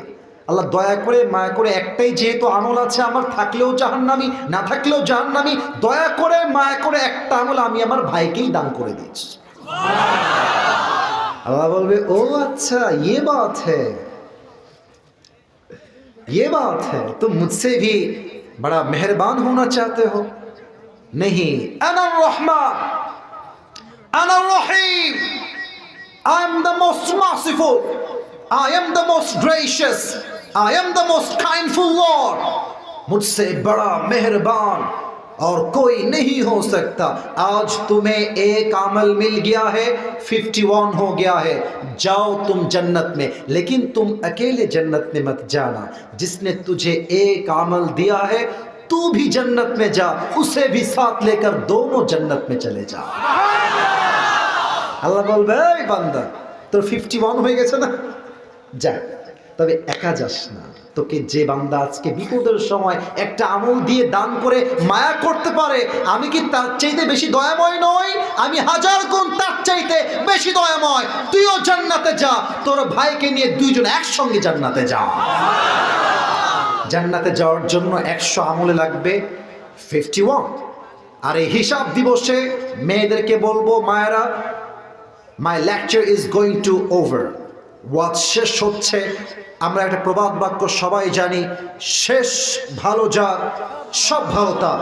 আর আপনাদের শেষটা ডেফিনেটলি ভালো হবে ইনশাআল্লাহ, কারণ আপনারা প্রমাণ করেছেন ওয়াজ শুনলে এরকম ভাবেই ওয়াজ শুনতে হয়। যদিও শুরুতে একটু হাউকাও ছিল, মারামারি ছিল, বাট ওটা পরিস্থিতির শিকার হওয়ার জন্য ছিল। এখন বগুড়ার সন্তান প্রমাণ করেছে বগুড়ার সন্তানরা অবদ্ধ নয়, সব ভদ্র ঘরের সন্তানেরা। 2 ধরনের মেয়ে সবচেয়ে বেশি জাহান্নামে যাবে। একটু বলতে আমার লজ্জা লাগবে, তবে আমি বলবো। আমার লজ্জা লাগবে কেন, একটু সামনে বুঝবা। আল্লাহর হাবিব বলেছেন, কিয়ামতের পূর্বে এমন কিছু মেয়ে বের হবে যারা পোশাক পরেও উলঙ্গ থাকবে। এর প্রমাণ আমি দিচ্ছি। আমাকে ওয়েস্টার্ন ড্রেসে যাওয়া লাগবে না, পশ্চিমা কালচার দিয়ে আমার কোনো খাওয়া নাই, কথা নাই। আজকালকার মেয়েরাই বোরকা পরে এত টাইট ফিটিং, দেখবা দেহের প্রত্যেকটা অঙ্গ প্রত্যঙ্গের ভাঁজ বোঝা যায়। এত আস্তে ঠিক বললে কেন কথা বলো? তোমাদের মময়নে একবার গেলাম ঘুরতে, maybe it has been 2 years back, 2 বছর আগের কথা। জুব্বা পড়েছিলাম, আমার তো ভাই শান্তি নাই, ছেলেপেলে সেলফির জ্বালায়। যাক, এটা ভালোবাসে, এখানে অহংকার করার কিছু নাই। তা আমি ঢুকলাম মোমাইনের ভেতরে, মানে আমি ইয়ার हैरान हो गया, अजीब हो गया। अजीब কথা, হাতেও মোজা, পায়েও মোজা, মুখটা পুরোটাই ঢাকা, এমন ভাবে বোরকা পড়ে আছে। मैं सिर्फ ये सोच रहा था यार ये अभी के अभी जन्नत से भाग के दुनिया में आई है। এটা জান্নাত থেকে পালায় আসে, দুনিয়ার কেউ হইতে পারে না। অবাক হলাম মেয়ের দিকে তাকিয়ে। মেয়েটা দাঁড়িয়ে আছে, বাদাম খাচ্ছে, এবং তার সঙ্গে তার বয়ফ্রেন্ডও মাশাআল্লাহ আছে। এখন বলবেন হুজুর, এটা তো হাজবেন্ড ওয়াইফ হইতে পারে। বেটা, চোরকে দেখলে পাওয়া যায় চোরের মন পুলিশ বলে। তো আমি ভাবলাম, কিরে এত সুন্দর হাতে মোজা, পায়ে মোজা, এগুলো করে প্রেম করছে কেন? পরে বুঝে আসলো উপরে ফিটফাট, ভেতরে পুরোটাই সদরঘা। তার মানে আমার বোন বোরকা পরেছে নামে, বাট বোনের চরিত্র কিন্তু খুব বেশি একটা সুবিধার না যুবক ভাইরা। অতএব আমি কাউকে ডিসরেসপেক্ট দিয়ে কথা বলছি না, উইথ ডিউ রেসপেক্ট বলছি, প্রিয় বোন আমার, যদি আপনার প্রেম করতে এতই মনে চায়, মুসলমানদের ড্রেস বোরকাকে আপনি লাঞ্ছিত করবেন না, আপনি বোরকা খুলে প্রেম করে বেড়ান। আপনি যখন বোরকা পরেন টাইট ফিটিং, আমি আমার বোনদেরকে বলছি, যদি আমাকে দেখতে পান বা শুনতে পান, আপনি আমার শত্রু নন। আমাদের বাসায় ফ্যামিলি আছে, আমাদের ওয়াইফ আছে, আমাদের বাচ্চা আছে, আমাদের বাবা আছে, মা আছে, ভাই বোন সবাই ফ্যামিলিতে আছে। আমাদের কথা একটা, আপনি যখন বোরকাটা পরে এত টাইট ফিটিং বোরকা পরেন, কাফেররাও বলে মুসলমানদের ধর্ম সভ্যতার ধর্ম নয়, এটা আমাদের বদনাম হয়। তো আপনার যদি এত মডেল হওয়ার শখ হয়, আপনি বোরকা কেন পরবেন? আপনি জিন্সের প্যান্ট আর টি শার্ট পরলে তো বেশি মানাবে আপনাকে। বোরকার বদনাম করবেন না মেহেরবানি করে। 1 নাম্বার, সেই মেয়েরা সবচেয়ে বেশি জাহান্নামে যাবে যারা বোরকা পরে, পোশাক পরে, ড্রেস পরে উলঙ্গ থাকবে, নাম্বার 1। নাম্বার 2, সেই মেয়েরা সবচেয়ে বেশি জাহান্নামে যাবে যারা তাকফুরনাল আশিক, স্বামী যারা আছেন সারা জীবন বউকে দিবেন, জীবনটা ক্ষয় করে ফেলবেন। আপনার বউ 50 বছর পরে গিয়ে বলবে, তুমি আমাকে কি দিলা? কথা আসতে কেমন জোরে বলো কথা, আমার ঠিক আছে। ওই এক ছেলে সেদিন আমার কাছে আসছে, বলছে, হুজুর আমার বউ এত খারাপ, একে আমি রাখবো না, একে আমি ডিভোর্স দিয়ে দেবো। আরে ভাই, কি হয়েছে তাই বল আগে, ডিভোর্স পরে হবে। বলছে খালি চাই চাই চাই চাই চাই, আরো চাই। তো কি করে বলো? বলছে খালি গল্প শোনাবে, অমুকের বান্ধবীর জামাই অমুককে কি দিয়েছে। তো সেদিন আমার বউ আমার কাছে এসে বলছে, জান তুমি কি জানো আমার বান্ধবীর অমুক জামাই না তাকে iPhone 16 Pro Max দিয়েছে। হ্যাঁ, এটা গল্পের জন্য বলে নাই, এটা বলেছে তাকে তার জামাই দিয়েছে, তুমি আমাকে কবে দিবা? এমন ভাবে স্বামীকে প্রেসারাইজ করে কিছু তথাকথিত চরিত্রহীন মেয়েরা, এদের চাপের জন্য হাজার হাজার স্বামী হারাম খেতে বাধ্য হয়। তবে বিবাহিত মেয়েরাই দোষী নয়। আজকালকার যাদের বিয়ে হয় নাই সব মেয়েকে আবারও বলছি, আমি আসিফ হুজুর খারাপ হলেই সব হুজুর খারাপ নয়, একজন মেয়ে খারাপ মানে সব মেয়ে খারাপ নয়। কিছু মেয়ে আছে দেখবা এত নিচু চরিত্রে, এত নিচু চাহিদা, আইফোন 16 প্রো ম্যাক্স পাওয়ার জন্য এরা কক্সবাজার পর্যন্ত চলে যায়। আল্লাহ এমন মেয়েদেরকে হেদায়াত দান করুক, পড়েন সবাই আমিন। অতএব 2 নাম্বার মেয়ে তারা জাহান্নামে যাবে সবচেয়ে বেশি, যারা স্বামীর অবাধ্য ছিল। আল্লাহ প্রত্যেকটা মেয়েকে স্বামীর আনুগত্যশীল হওয়ার তৌফিক দান করুক, পড়েন সবাই আমিন। এটা আমার শেষ কথা। 30 সেকেন্ডস আই উইল টেক, 30 সেকেন্ডের কথা। হিসাব দিব শেষ 3 number, last and final point that I would like to mention here. This is the last point. যুবক ভাইরা একটু মনোযোগ দাও। হিসাব দিবস শেষ হয়ে যাবে, কিয়ামতের দিবসে পরকালে আমাদের মাঝে 2টা গ্রুপ ভাগ হয়ে যাবে। এক হচ্ছে ডানপন্থী, আর এক হচ্ছে বামপন্থী। সবার থেকে জানতে চাই, শুনতে চাই, এক হচ্ছে এক হচ্ছে আর এক হচ্ছে ডানপন্থী কারা? ডানপন্থী হচ্ছে দ্য পিপল অফ প্যারাডাইস, জান্নাতি। বামপন্থী কারা? দ্য পিপল অফ হেলফায়ার, তারা হচ্ছে জাহান্নামী। কোরআন কি বলছে? জাস্ট রেফারেন্স দিব, দোয়ার দিকে যাব। কোরআন বলছে ফারিকুম ফিল জান্নাহ ওয়া ফারিকুম ফিস সাঈর, one group will enter in the paradise and another group will enter in the hellfire. একদল যাবে জান্নাতে আর একদল যাবে জাহান্নামে। এবার বলেন বগুড়ার ভাইরা, আমরা কি জাহান্নামে যেতে চাই না জান্নাতে যেতে চাই? ওরে ভাই আল্লাহ কবুল করতে পারে তো বলেন সবাই, জাহান্নামে না জান্নাতে? বলেন তো জাহান্নামীর মর্যাদা আর জান্নাতীর মর্যাদা, জাহান্নামের স্ট্যাটাস আর জান্নাতের স্ট্যাটাস কখনো কি আল্লাহর চোখে সমান হতে পারে? লা ইয়াস্তাউই আসহাবুন নারি ওয়া আসহাবুল জান্নাহ, আসহাবুল জান্নাতি হুমুল Faizun. Allah says in this Quran, the people of paradise and the people of hellfire, they are not equal ever. The people of paradise, ashabul jannati humul faizun. The people of paradise, they are gained the ultimate success in their own lives. Allah বলছে যারা জান্নাতি আর যারা জাহান্নামী তারা কখনো সমান হতে পারে না। যারাই জান্নাতি তারাই আমি আল্লাহর চোখে সবচেয়ে সফল মানুষ। সুবহানাল্লাহ। ও আল্লাহ, আমাদের সবাইকে তুই পরকালের জীবনে জান্নাতীর কাতারে শামিল করে নিয়ে, পড়েন সবাই আমিন। সবাই 2 হাত তোলেন বগুড়ার ভাইরা আমার, কাশি দেন সবাই মিলে, তাকবীর দিবেন, তাকবীর শেষেই দোয়া। দেখবো তাকবীরটা আগের মতো জোর দিয়ে হয় কিনা। নারে তাকবীর। আল কোরআনের আলো, আল হাদিসের আলো, বগুড়াবাসী যেখানে,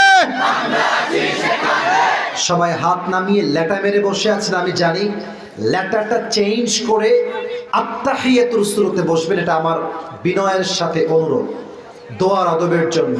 আর কেউ যেন খবরদার না উঠে, একদম চুপচাপ বেটা, বগুড়ার সুলপুল চুপ করে বসে থাকতে হবে। প্রিয় ভাইরা সবাই দুরূদ শরীফ পড়েন, আল্লাহুম্মা সাল্লি আলা মুহাম্মদ ওয়া আলা আলি মুহাম্মদ। এই যে ভলান্টিয়ার্স, তোমরা বসো, ভলান্টিয়ার্স যাও, have a seat, take your own seat, কেউ উঠবা না। আর দোয়ার সময় ইজ অ্যানাউন্সমেন্ট ফর এভরিওয়ান, দোয়ার সময় কোনো সেলফি হবে না, দোয়ার সময় সামনে আসা চলবে না। দোয়া শেষ এই পাশ দিয়ে আমি নেমে যাব, আসেন হাত মিলান, আমার কোনো বাধা নেই। সেলফি তুলবেন, তোলেন, কোনো বাধা নেই। তবে দোয়ার সময় কেউ উঠবেন না, এটা দোয়ার সঙ্গে চরম বেয়াদবি হবে। মেহেরবানি করে দোয়ার সময় দিল থেকে দোয়া করবেন, আর আমিনটাও বলবেন দিল থেকে। রাজি আছেন তো সবাই ইনশাআল্লাহ? আমার কমিটির ভাইরা অত্যন্ত সাজানো গোছানো প্রোগ্রাম আমাদেরকে উপহার দিয়েছে। আমার বিশ্বাস যেই ভদ্র কমিটি আমি দেখেছি অবজার্ভ করে, আমার পিএসও বলছে হুজুর আসল কমিটি অনেক ভদ্র। আপনারা যদি সহযোগিতার হাত বাড়িয়ে দেন এদেরকে, ইনশাআল্লাহ আমার বিশ্বাস এরা একদিন বগুড়ার মাটিতে মিজানুর রহমান আজহারিকেও নিয়ে আসবে ইনশাআল্লাহ। আল্লাহ সেই তৌফিক কমিটির ভাইকে দান করুক, পড়ে সবাই আমিন। আলহামদুলিল্লাহি রাব্বিল আলামিন। والصلاة والسلام على سيد الأنبياء والمرسلين وعلى آله وأصحابه أجمعين আল্লাহ রাব্বুল আলামিন সেই 11টার সময় থেকে নিয়ে এখন বাজে প্রায় 12:30 আল্লাহ এই 1.5 ঘন্টা যাবত আমি অধম কোরআন থেকে হাদিস থেকে কিছু কথা বলার জন্য সর্বোচ্চ চেষ্টা করেছি আল্লাহ। আমার কথার মাঝে ভুল হতে পারে, ভ্রান্তি হতে পারে আল্লাহ, মেহেরবানি করে ভুলগুলো ক্ষমা করে দিয়ে সবাইকে তুমি সঠিক কথা অনুযায়ী আমল করার তৌফিক দান করে দাও আল্লাহ। আমরা যারা তোমার সেই দরবারে হাত তুলেছি, আমাদের পক্ষ হতে অনেকের জনম দুঃখিনী আম্মা জান, জনম দুঃখী আব্বা জান বিদায় নিয়ে অন্ধকার কবরে চলে গিয়েছে আল্লাহ। মেহেরবানি করে সকলের কবরটাকে তুমি জান্নাতের বাগান হিসেবে কবুল এবং মঞ্জুর করে নাও আল্লাহ। আল্লাহ রাব্বুল আলামিন দয়া করে মেহেরবানি করে আজকের এই মাহফিল শিকারপুর, কৃষ্ণপুর যুবক ভাইরা, কলিজার টুকরা মুরব্বী আব্বা জানেরা দিনরাত পরিশ্রম করে মাথার ঘাম পায়ে ফেলে এত বড় একটা মাহফিলকে তারা বাস্তবায়ন করেছে আল্লাহ। আমার যেই মুরব্বী আব্বা জানেরা, যুবক ভাইয়েরা, এলাকার মান্যগণ্য ব্যক্তিরা, যুবক ভাইয়েরা, মুরব্বী আব্বা জানেরা, মায়েরা, বোনেরা, যারা এই মাহফিলকে বাস্তবায়ন করবার জন্য অর্থ দিয়ে, মেধা দিয়ে, শ্রম দিয়ে সহযোগিতার হাত বাড়িয়েছে, সকলের সহযোগিতার হাতকে তুমি তোমার সন্তুষ্টির ওয়াসিলা হিসেবে কবুল এবং মঞ্জুর করে নাও আল্লাহ। আল্লাহ রাব্বুল আলামিন দয়া করে মেহেরবানি করে আজকের এই মাহফিল কমিটি আজ যেমন একটা সুন্দর মাহফিল বাস্তবায়ন করেছে, নেক্সট বছর এর চাইতে আরো সুন্দর মাহফিল যেন করতে পারে সেই তৌফিক, সেই সামর্থ্য কমিটির প্রত্যেকটা সদস্যকে তুমি দান করে দাও আল্লাহ। আমার কলিজার টুকরা সম্মানিতা মা এবং বোনেরাও হাত তুলেছে আল্লাহ। আমি আমার কলিজার টুকরা প্রত্যেকটা সম্মানিতা মা এবং বোনের জন্য দিল থেকে দোয়া করছি। প্রত্যেকটা মা বোনকে তুমি খাদিজা রাদিয়াল্লাহু তাআলা আনহার চরিত্রে চরিত্রবান হওয়ার তৌফিক দান করে দাও আল্লাহ। আল্লাহ রাব্বুল আলামিন প্রত্যেকটা মা বোনকে তুমি স্বামীর আনুগত্যশীল স্ত্রী হিসেবে কবুল এবং মঞ্জুর করে নাও আল্লাহ। সর্বশেষ একটা দোয়া করে তোমার শাহী দরবার থেকে বিদায় নিব আল্লাহ। আজকের এই মাহফিলের দিকে তুমি তাকায় দেখো, যুবক যেমন এসেছে, মুরব্বী আব্বা জানরাও তেমন এসেছে, আমার স্টেজে মান্যগণ্য ব্যক্তিবর্গরাও বসে আছে, পর্দার থেকে মায়ের বোনরা দুই হাত তুলেছে আল্লাহ। আমার একটা শেষ দাবি, শেষ দোয়া তোমার শাহী দরবারে, আর যেমন আমরা সবাই এই বগুড়া শিকারপুর কৃষ্ণপুরে আজকে একসঙ্গে তাফসীর মাহফিলে বসতে পেরেছি, জান্নাতুল ফেরদাউসে আমরা সবাই যেন একসঙ্গে মেহমান হতে পারি আল্লাহ, সেই তৌফিক আমাদের সবাইকে তুমি দান করে দাও আল্লাহ। রব্বানা যালামনা আনফুসানা ওয়া ইল্লাম তাগফির লানা وترحمنا لنكونن من الخاسرين ربنا تقبل منا إنك أنت السميع العليم وتب علينا إنك أنت التواب الرحيم سبحان ربك رب العزة عما يصفون وسلام على المرسلين والحمد لله رب العالمين বগুড়া রসুলপুরেরা আবার দেখা হবে একদিন ইনশাআল্লাহ।